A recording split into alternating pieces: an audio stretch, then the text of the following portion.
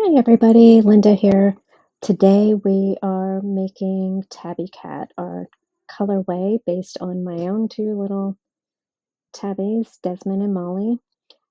Here I am just getting the yarn ready. It's already been soaked.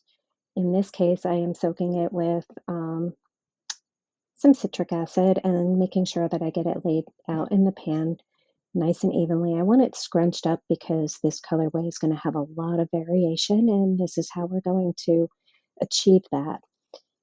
So now I am adding some dye. In this case, we're going to use a lot of black dye. Excuse me.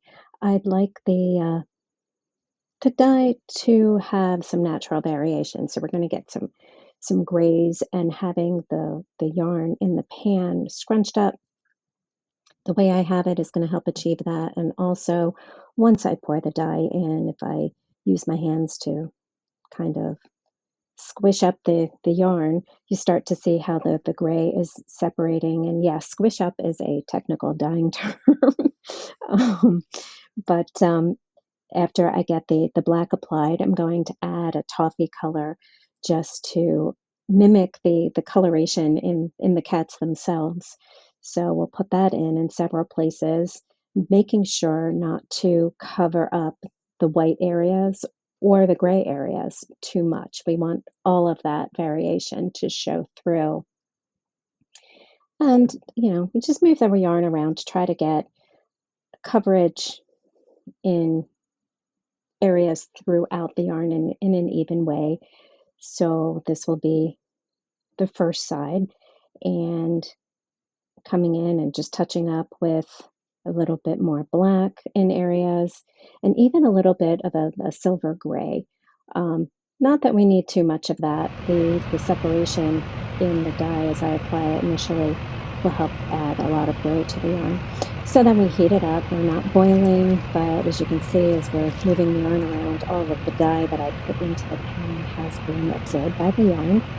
And now I'm just turning it because the dye does not really, even as much as I'm squashing it and moving it around, the dye does not make its way all the way through each of the hanks.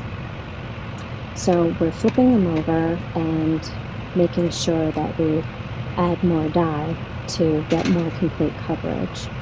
But at the same time, I have to be careful not to make this too uniform. And it's nice on the second side, just throwing in dye wherever there's a white spot until it looks like we have some nice even coverage. So we'll start out with adding some black, just like we did on the first side.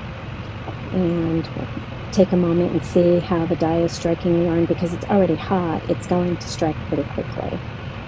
And I don't want to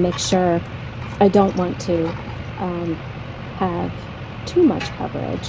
I want to make sure that I'm leaving some white areas to add more of the toffee color and even some more silver as it seems necessary.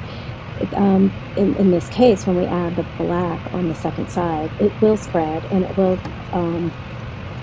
separate out into some gray tones, but not as much as it did on the first side when the yarn was still cool.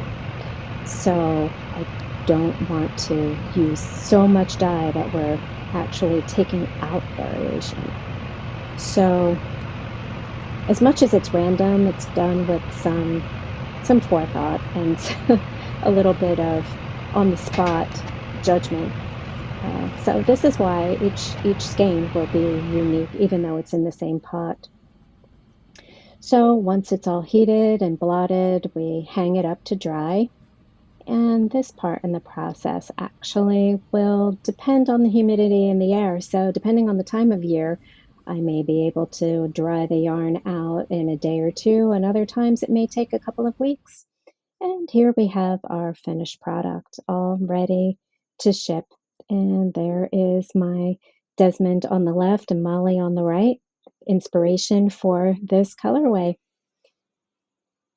And thanks for watching.